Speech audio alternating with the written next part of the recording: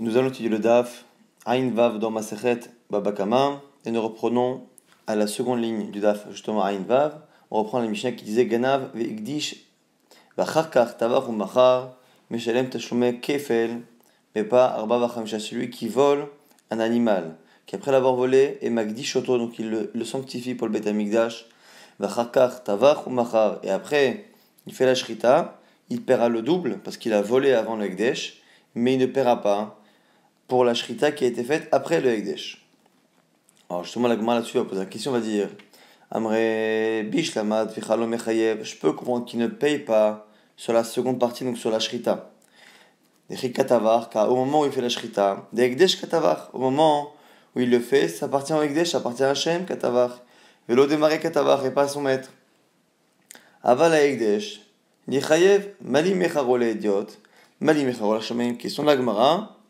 Même s'il n'est pas chaya sur la shrita en elle-même, parce qu'effectivement la shrita ne se passe plus dans le domaine du maître, il devrait être chaya sur le simple fait de l'avoir sanctifié. Pourquoi ?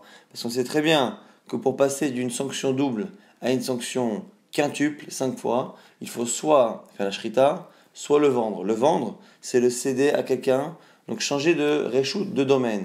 Est-ce que finalement, on pose la question de la Gemara, est-ce que finalement lorsqu'on donne à Kadosh Baruch Hu, au Beth Amikdash, au Ekdesh, est-ce que finalement ça ne s'apparente pas à une vente? Et donc cette personne-là, avant même de parler de la shrita, qui effectivement sera faite dans un autre domaine, quand il a volé l'animal, et qu'après l'avoir volé, il le cède, même si c'est évidemment de manière gratuite, mais il le cède au Ekdesh, est-ce que finalement, ça ne s'appelle pas qu'il a volé, puis vendu, et donc il devrait être chayav de payer 5 fois pour justement ce Ekdesh?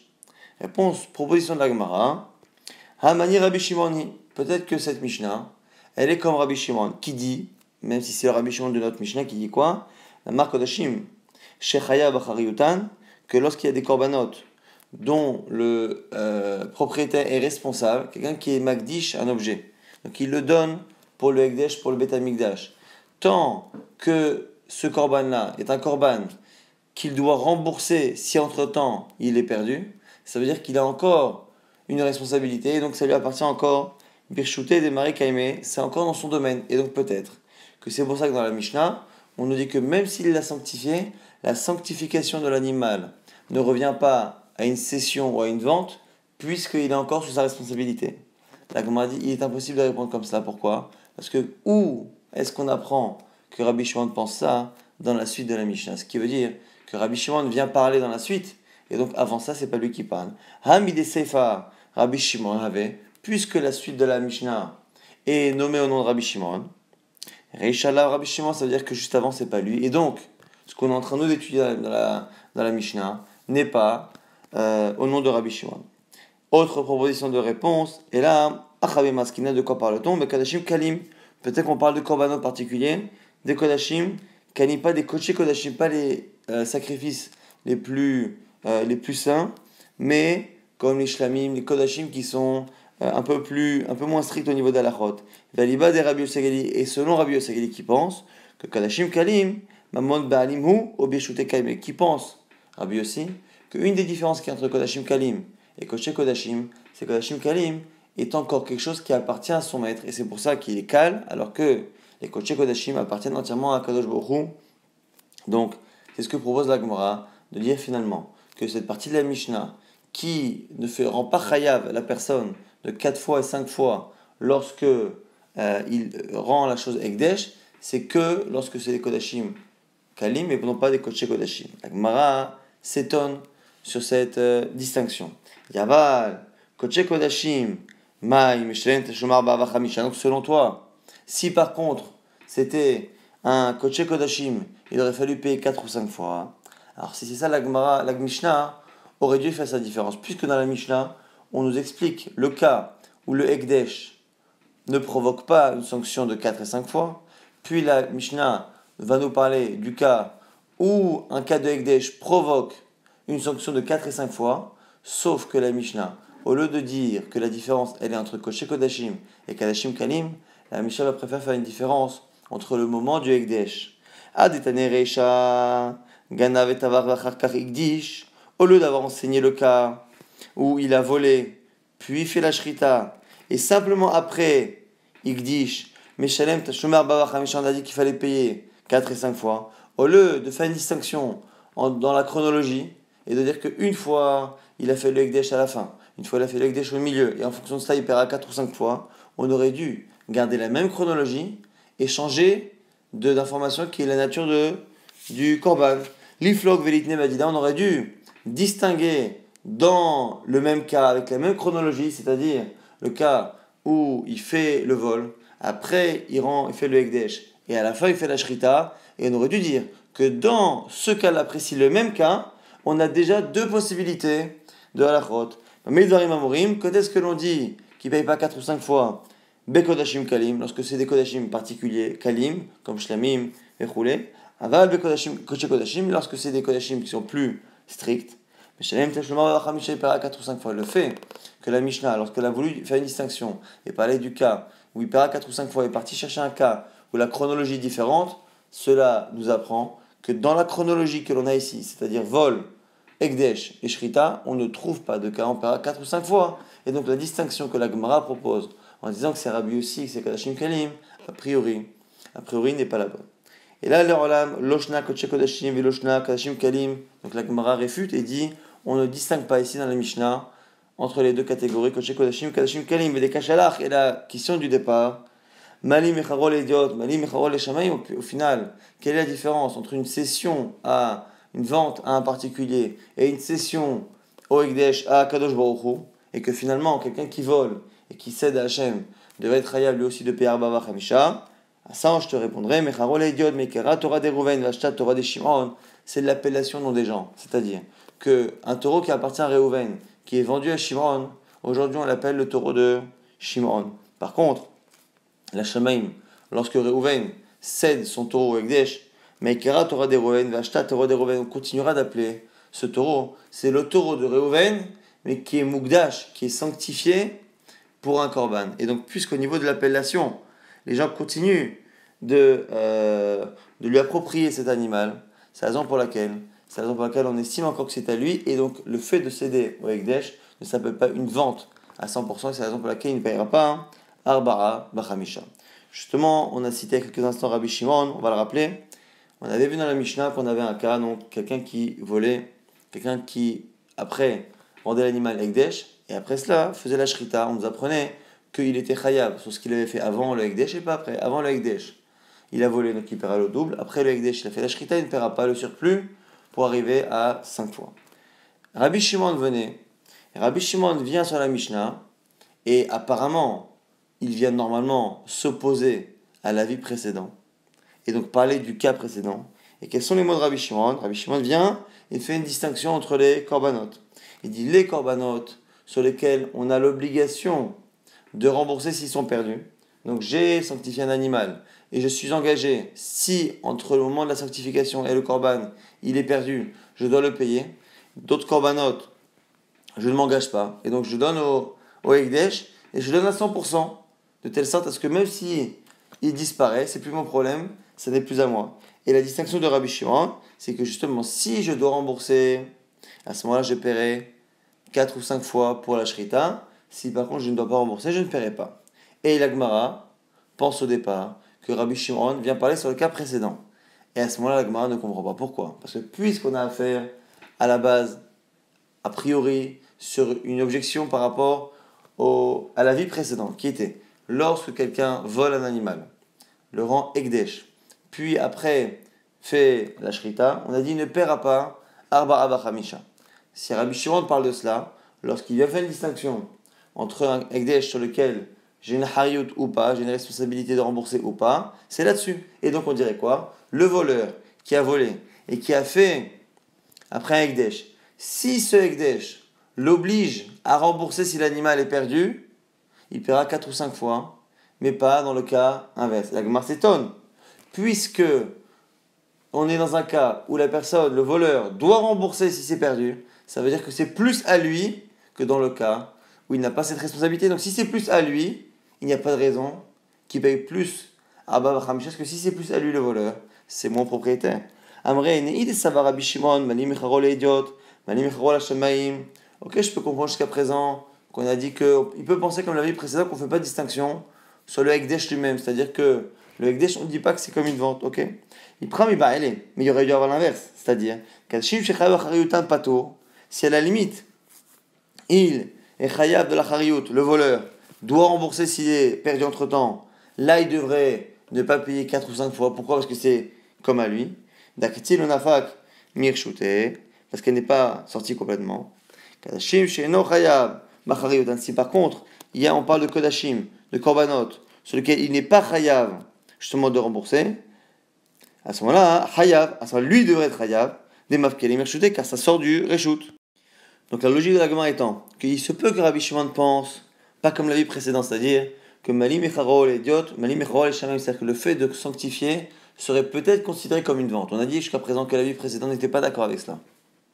Et c'est pour ça que dès qu'il y a du Ekdesh, c'est fini.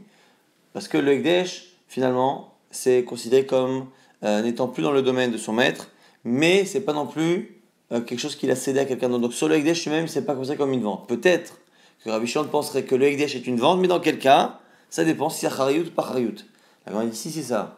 La logique devrait être inverse. Si il est chayav de rembourser, c'est-à-dire qu'il ne l'a pas totalement cédé au Ekdesh. Si par contre, il ne doit pas rembourser, il a cédé totalement au Ekdesh. Et donc, si la logique de Rabbi Shimon, c'est de s'opposer à la vie précédente, qu'il la vie précédente pensait que le fait de sanctifier un animal n'est pas considéré comme une cession, si lui vient s'opposer et dire que dans certains cas, c'est oui une cession, il devrait dire exactement l'inverse. Dire que c'est une cession à Kadosh Baruch Hu lorsque on n'est pas responsable, le voleur n'est pas responsable de rembourser.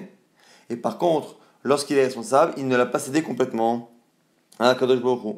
Réponse de la Gemara, c'est vrai, ça aurait été vrai si Rabbi Shimon parlait sur le cas précédent, mais Rabbi Shimon est ici complètement coupé de la halakha précédente. Amrei Rabbi Shimon amita charite kei.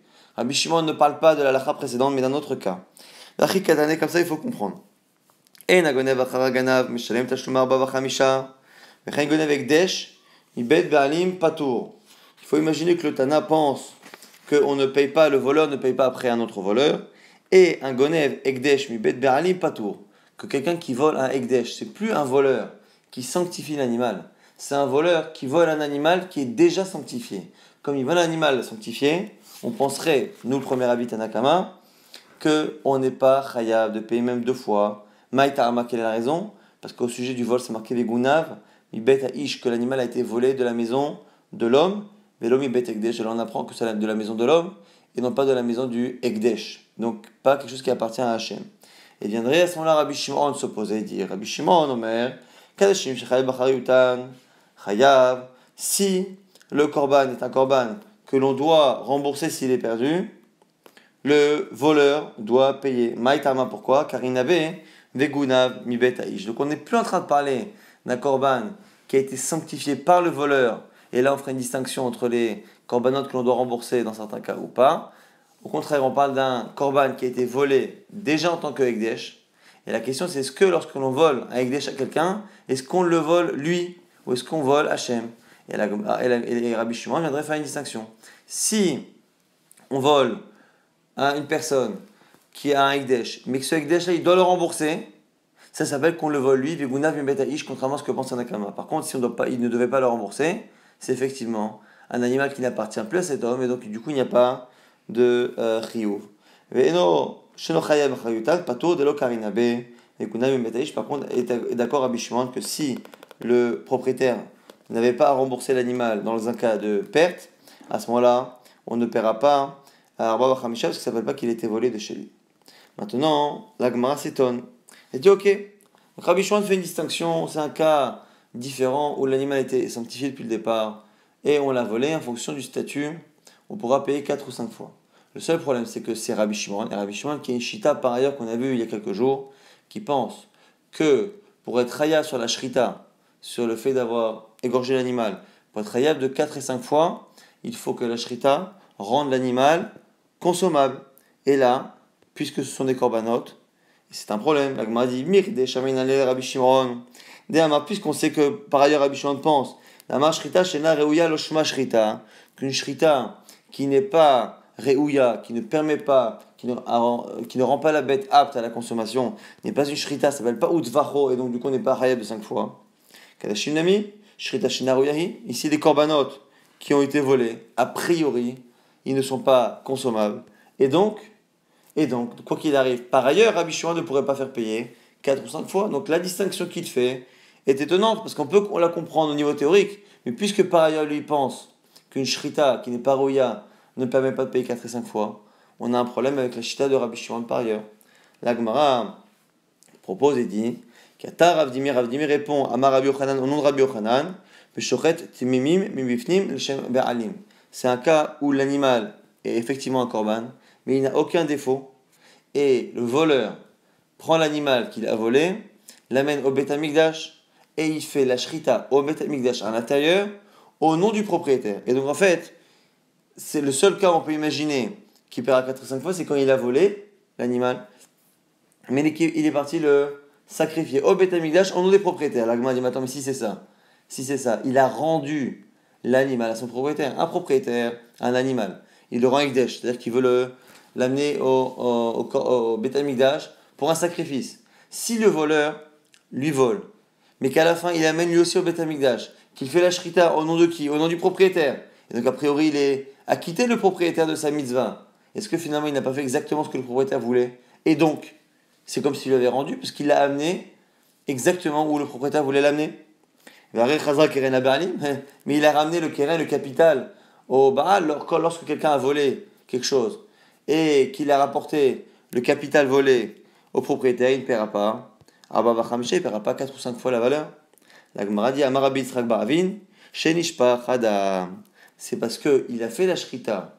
Il a fait la shrita au nom de la personne, mais il a laissé le sang couler. Il n'a pas recueilli le sang du korban pour le projeter sur le misbar, sur l'autel, de telle sorte parce que même si la shrita a été faite comme il faut, donc c'est une shrita qui s'appelle Utvacho, qui le fait payer 4 et 5 fois, puisqu'à la fin, au niveau de la projection du sang, il n'a pas fait tout pour que la personne soit acquittée, à la fin, on ne peut pas dire qu'il a rendu l'animal au propriétaire, puisque le propriétaire n'a pas été acquitté, c'est la raison pour laquelle il paiera tout de même. La shrita Bet Amikdash, qui est théoriquement bonne, permet de le faire payer 4 et 5 fois, mais comme il n'a pas totalement fait l'obligation du korban pour le propriétaire, c'est pour ça que ça ne s'appelle pas que Hazak Ren Abe'alim. La Gemara propose autre chose. Kata Ravin, Amar Rabbi Yochanan maintenant, c'est Ravin qui dit au nom de Rabbi Yochanan. Tout à l'heure c'était Rav Dimi, au nom de Rabbi Yochanan, maintenant c'est Ravin. Au nom de Rabbi Yochanan, Beshochet Timimim Bibifnim, Shelo Leshem Ba'alim. Rabbi Yochanan il aurait donné une autre réponse, que c'est un cas où l'animal est effectivement sans défaut, et qu'il a fait la shrita, Bibifnim Obet Amikdash, mais pas les Shem Be'alim, mais pas pour les propriétaires. Et donc la shrita en elle-même, dans l'absolu est bonne, mais ça n'a pas été fait pour les propriétaires. Et donc c'est la raison pour laquelle on considère que la shrita est une shrita kshera pour payer 4 et 5 fois, mais comme son intention n'était pas de le faire pour les propriétaires, à ce moment-là, il n'a pas rendu le capital, la valeur de l'animal et l'animal à son propriétaire, c'est pour ça qu'il est encore considéré comme étant un voleur. Autre réponse, cette fois de Resh Lakish Amar, Beshochet Ba'alimumim Bachutz. Lui dit, au lieu de dire que c'est un animal sans défaut qu'on a égorgé au Beth Amikdash, moi je préfère dire que c'est un animal qui était Ekdesh, mais qui avait un défaut, et donc la shrita a été faite à l'extérieur du Beth Amikdash, mais comme il avait un défaut, la shrita à l'extérieur du Beth Amikdash est autorisée, et donc on a 3 possibilités pour expliquer que c'est un cas où la shrita est bonne, bien que ce soit un korban, soit 2 réponses de Rabbi Yochanan qui disent que c'est un korban, mais que le voleur est parti faire la shrita au Beth Amikdash, ça paraît étonnant, mais on peut imaginer, et sur le Resh Lakish, comme il avait un défaut l'animal, le fait que le voleur ait fait la shrita en dehors du Beth Amikdash ne pose pas de problème, à chaque fois la shrita est bonne. Mais la Gemara va s'étonner quoi qu'il arrive. Pourquoi? Parce qu'elle va dire que ce soit un korban avec un défaut ou sans défaut, et que finalement il soit consommable. Quoi qu'il arrive, nous dit la Gemara, l'animal ne sera jamais consommable après la shrita. Si on a fait un korban au Beth Amikdash qui est fait kadat vekadin, ce ne sera pas au moment de la shrita qui sera consommable, mais après, comme on a vu tout à l'heure, après la projection du sang. Si c'est un animal qui a un défaut et qu'on a le droit d'égorger à l'extérieur du Beth Amikdash, il faudra le racheter, puisqu'à la base c'était une edava, c'était une promesse de don pour le Beth Amikdash. Et donc, quoi qu'il arrive, la shrita elle-même ne rend jamais l'animal kasher. Puisque la shrita ne rend pas l'animal kasher, quelle que soit la réponse qu'on a donnée, selon Rabbi Shimon, on aura à chaque fois des cas où la shrita elle-même ne rend pas la BMA. Reouya. Tahebe Rabbi Lazar s'étonne. Les Rabbi Yochanan, selon Rabbi Yochanan, shrita materet velozrika materet, qui dit que c'est des cas où le korban a été égorgé à l'intérieur du Beth Amikdash, soit les Shem Ba'alim ou pas les Shem Ba'alim, sont les deux réponses de Ravine et de Rav Dimi, ça ne change pas au final, comme ça un korban, tant qu'il n'y a pas eu de zrikat adam, de projection du sang, ça ne marche pas. Le zrika materet, c'est la projection du sang qui rend l'animal consommable. Ou le Resh Lakish qui a dit que c'était finalement un animal avec un défaut, et que finalement il a été shrité, égorgé à l'extérieur. Pareil, shrita materet, valoptiya materet, pareil, il faut racheter la valeur de l'animal pour pouvoir consommer celui qui est à la base réservé en korban. Et la Gemara nous dit que Ishtamitite, de Rabbi Shimon, Rabbi Lazar, quand il s'est étonné de cela et qu'il a posé la question, il avait oublié ce qu'avait dit Rabbi Shimon. Kol ha'omed izrok kezaruk dameh, et kol ha'omed livdot kepadouy dameh. Que tout korban qui techniquement peut encore supporter la projection du sang, c'est comme si ça avait déjà été projeté. Tout animal qui peut encore être racheté lorsque c'est un animal qui a un défaut qui était ekdesh, c'est comme s'il était déjà auparavant, et donc on appelle que c'est une shrita qui est bonne. Et d'où on l'apprend? On l'apprend d'une braïta, kol ormed kizaruk dameh, le fait qu'un animal dont la projection du sang est encore possible, c'est comme si ça avait été fait. Détania, c'est une braïta. Rabbi Shimon nous dit, yesh notar sheumetame tumat ochalim. Notar, c'est un animal qui a dépassé le temps. Lorsque l'on fait un korban, en fonction du type de sacrifice, on a un temps de consommation autorisé. Celui qui a dépassé ce temps-là, l'animal devient notar. Parfois, le notar, il peut être mekabel, touma, recevoir de la touma de l'impureté. Mais par contre, parfois, il y a des notarim qui ne sont pas mitame, qui ne peuvent pas recevoir la touma. Touma tochalim, ketzad. Quand est-ce qu'on a cette touma? La ketzad, la nifne zrika, et non mitame touma tochalim, la chazrika. Mitame, tumat, ochalim, ça dépend si c'est avant ou après la projection du sang.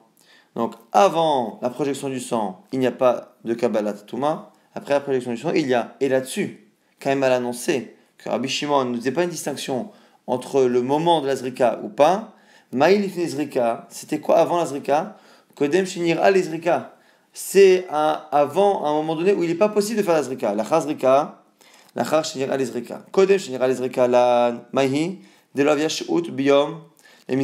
cas où on a fait la shrita à un moment donné, où la projection du sang n'est plus possible, des sharaté, samour dans le cas où il a fait la shrita quelques instants avant le coucher du soleil, et donc la journée est passée, et on ne peut plus projeter le sang. Ça s'appelle l'ifne zrika, dans le sens où c'est avant la zrika, parce que la zrika n'est plus possible.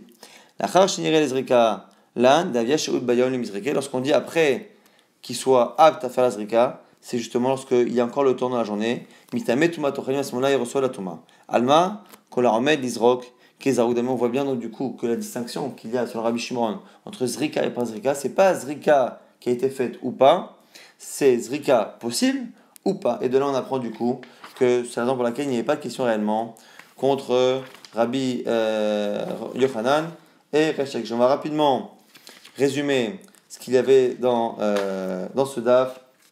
La Gemara s'était demandé au départ. Donc la marloquette, premier avis de la Mishnah, hein, qui disait que lorsque quelqu'un volait puis sanctifiait l'animal, pourquoi la sanctification n'est pas considérée comme une vente, puisqu'on cède à Kadosh Baruch Hu, c'est parce que quand on sanctifie un animal, ça continue d'être appelé en notre nom. C'est l'animal sanctifié de Réhouven, et donc ça n'est pas une cession, c'est la raison pour laquelle le fait de donner au Ekdesh à Kadosh Baruch Hu n'est pas comme une vente qui justifie en soi que l'on paye Arba'a Vachamisha. On avait vu après l'avis de Rabbi Shimon, et finalement on a dit que Rabbi Shimon ne venait pas s'opposer à l'avis précédent, il venait s'opposer à un autre avis de manière générale. Un avis qui pense que lorsque l'on vole un animal qui, dès le départ, a été sanctifié par son propriétaire, selon Tanakama, puisqu'il a été sanctifié, je ne vole pas l'animal du propriétaire. C'est pas Gunav mi Betaïsh. Selon Rabbi Shimon, ça va dépendre. Si le propriétaire qui l'a sanctifié est encore responsable et doit le rembourser si l'animal est perdu, lorsque je vole, je vole quelque chose qu'il doit rembourser, donc je le vole à lui, ça s'appelle Veguna Mibet Aish. Si par contre il ne doit pas le rembourser, effectivement, dans ce cas-là, on ne paiera pas. Et la Gemara était restée sur une question, elle avait dit comment c'est possible finalement que, selon Rabbi Shimon, je sois chayav dans certains cas, lorsque je vole un animal qui est Ekdesh, la personne a rendu un animal Ekdesh, mais il n'est pas obligé de le rembourser, il n'est pas chayav achariyutan. Si quelqu'un vient le voler et faire la shrita, parce que c'est un shrita d'un korban normalement, la shrita ne le rend pas consommable. Comment Rabbi Shimon pourrait dire qu'il est chayav alors que par ailleurs on sait que Rabbi Shimon ne rend pas chayav si la shrita ne rend pas l'animal apte? On a dit deux réponses de Rabbi Yochanan au nom de Rav Dimi et de Ravin, c'est que la personne est partie au Beth Amikdash, le voleur, faire la shrita, soit elle a fait la shrita pour le propriétaire mais qui n'a pas projeté le sang, soit qu'il a fait la shrita pas les shem be'alim, ce qui fait qu'à la fin on ne considère pas qu'il a rendu l'animal à son propriétaire par ce korban, mais en tout cas que la shrita était bonne, puisque la shrita a été faite et que théoriquement la zrika, la projection du sang, est possible. Et autre réponse, celle de Resh Lakish, qu'en fait l'animal avait un défaut et que comme il avait un défaut, le fait de faire la shrita à l'extérieur est une shrita qui est kshera. Et à chaque fois, à la question qu'on avait posée à la fin à Rabbi Lazar, ah mais finalement, que ce soit un animal avec un défaut ou pas, c'est pas la shrita qui rend cachère, c'est la projection du sang si l'animal est encore sans défaut ou le fait de le racheter s'il a un défaut. La Gemara avait dit que quand est-ce que la shrita est appelée pas bonne, c'est lorsque la shrita est faite de telle sorte à ce que la zrika ou le rachat ne soit pas possible à cause du zman, du temps ou d'autre chose. Mais si c'est encore possible, ça ne s'appelle pas que la shrita n'est pas bonne. La shrita est bonne, mais la cachérisation de l'animal, et la cachérisation de la shrita est dépendante de quelque chose qui arrive dans la suite. Mais la shrita en elle-même, et kshera, c'est la raison pour laquelle ça ne rentre pas en contradiction avec l'avis de Rabbi Shimon qui dit que la shrita doit être kshera. La shrita doit être kshera, même si par ailleurs il y a d'autres choses qui feront plus tard que l'animal ne sera